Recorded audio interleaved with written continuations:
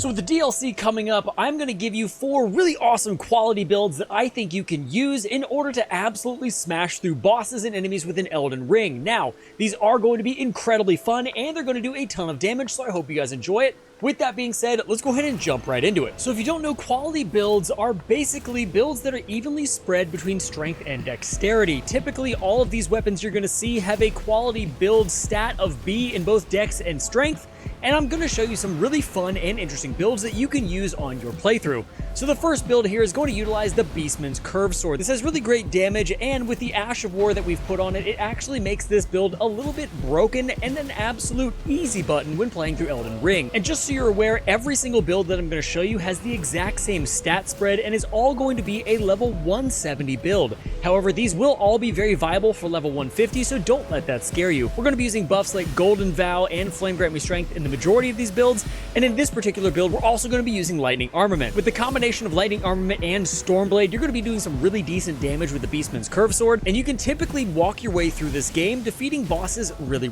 easily. Now, I will say there's a huge advantage to this Ash of War. If you stand close enough to hit them both with the Ash of War and your blade, you will do exponentially more damage, so I highly recommend that you play that way. But with all that being said, this is incredibly easy and beginner-friendly build to use if you want to try quality out for yourself, so now we can jump into what the actual build is. Now for this build, we're going to be using a quality Beastman's Curved Sword. It has both strength and dex B with some decent damage. For your armor, you can use whatever you want as long as you're over the 51 poise mark. Now for our talismans, we're going to be using the Shard of Alexander, the Ritual Sword Talisman, the Milson's Prosthesis, as well as the Rottenwing Sword Insignia, but you can switch the Rottenwing Sword Insignia out if you don't have it for a damage negation talisman. Now for our flask, we're using the Dexterity Not Crystal Tier and the Strength Not Crystal Tier to boost our damage even farther. Now when it comes to your buffs, you're going to be using Flame Grant Me Strength, Golden Vow, and Electrify Armament. Now for this next build, we're using a weapon that I've actually never made a build video with. We're going to be using the Duelist Greataxe. This is a great quality weapon, giving you both a B in Dexterity and Strength, and we're going to be putting the Earthshaker Ash of War on it. This is going to give a massive shake to the ground, and then a follow-up giant R2, allowing you to get some crazy damage off. We've also put Bloodflame Blade on this as well, and this is going to be a great performing build for you. Now because this weapon is considered a colossal weapon, you are going to be getting a little bit slower of an attack speed. However, when you connect with this weapon, you are going to be doing so much damage. I absolutely love the pairing of the Earthshaker with this particular axe, and it really allows you for some varied gameplay, keeping things fresh and not too boring. Now, if you are wondering why you're seeing a few beginner bosses in this video, it's because I'm currently on New Game Plus 6 or 7, I think, so even though they're the earlier game bosses, they still are ramped up in HP and attack from New Game Plus. But with that being said, with the Flame Grant Me Strength and Golden Vow incantations, as well as Bloodflame Blade, you're going to have fantastic buffs, doing an extra 35% damage with 15% damage negation, and with the Talisman and Flask setup, you're really going to enjoy this build, especially if you like throwing down with a giant colossal axe. So for this build, you're going to be using the Duelist Greataxe at plus 25 with Earthshaker. It has a B in both Strength and Dexterity, which is a solid quality weapon. Then for your armor, you're going to use whatever you want, as long as you're over the 51 poise mark, but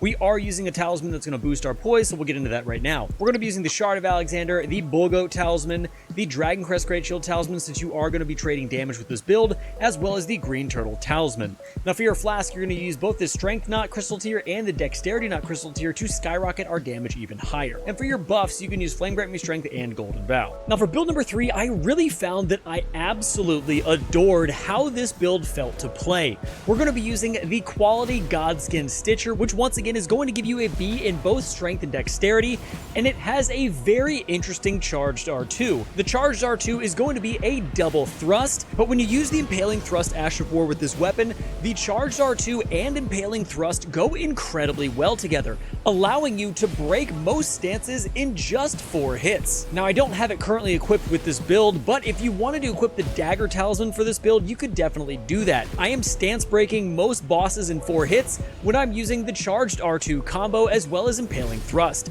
You do a ton of damage, you have some great range with this build, and the Thrusting Sword moveset has always been really good. Now per usual, we are using Flame Grant Me Strength and Golden Vow, which is just going to skyrocket that damage even farther, as well as Bloodflame Blade with this build. It's definitely a very fun build to play. You're going to get a really cool variety of moveset when you combine the Ash of War, the charged R2, and just the regular Thrusting Sword moveset, and overall this is going to be an excellent way for you to get through the game. Considering it's a quality build, it's not going to fall off by end game, And the more levels you get, the actual higher damage you're going to do with this build. The higher your level is, the more you're going to be able to pour into strength and dexterity, which is just going to make your damage skyrocket. Now for this build, we're going to be using the Godskin Sticher with an impaling thrust with equality scaling. You're also going to use whatever armor you want. Then for the talismans, we're going to be using Shard of Alexander, the Ritual Shield Talisman, the Axe Talisman, as well as Milson's Prosthesis. For your flask, you're going to use the Dexterity Knot Crystal Tier and the Spike Crack Tier, and the buffs and stats are the exact same that they were in the last build with Flame Grant Me Strength, Golden Vow, and if you want to, you can use Blood Flame Blade. Now for our very last build, we are going to be doing a quality bleed build. I know that sounds a little bit odd, but it does work surprisingly well. We're going to be using the Flamberge with Blood Flame Blade and Spinning Slash. We're going to be using talismans that are procced by successive attack, and we're going to be building up that hemorrhage really quickly, especially considering Spinning Slash can hit 3 times. The moveset of the Greatsword is absolutely phenomenal. It is going to have innate bleed on it as well, and overall, this is one of the better Greatswords in my personal opinion.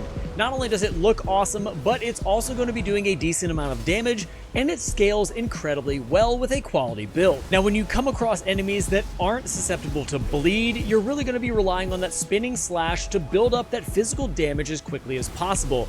Hitting those successive attacks is only going to help you proc your talismans as well as get your damage out as fast as you can. However, once you come across enemies that are susceptible to bleed and allow you to build up hemorrhage on them, this build is absolutely going to crush, taking massive chunks of damage off of health bars, as well as just being a really fun time to play. Now, I know people typically like to pair repeating thrust or blood tax with this weapon, which are very good options. However, I already have build videos that have those in them, so I wanted to try something new, and I was pretty pleasantly surprised. So as you can see, we're using the quality Flamberge. It has a B in both strength and dex scaling, and you get a decent amount of physical damage. It also has innate blood loss on the weapon at 55, so we are going to be making this into a bleed quality build. We're going to be using the white mask as well as any armor you want. Then for your talismans, you're going to be using the Shard of Alexander, the Dragon Crest Great Shield Talisman, the Milson's Prosthesis for successive attacks, as well as the extra dexterity, and then also the Lord of Blood's Exaltation. For our flask, we're using the Dexterity Knot Crystal Tier to push our dex even higher, and then also the Thorny Crack Tier to boost those successive attacks. As far as buff goes, we're using Flame Grant Me Strength, Golden Vow, and Blood Flame Blade to tie this entire build together. And guys, these are going to be the 4 quality builds that I definitely think you should try. Quality is definitely underrated, and I have a fun time playing with it, and I think more people would too.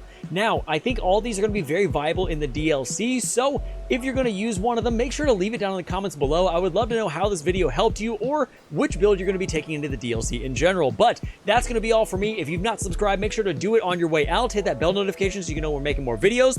And until next time, guys, stay safe, enjoy the game, and I'll see you in the next one.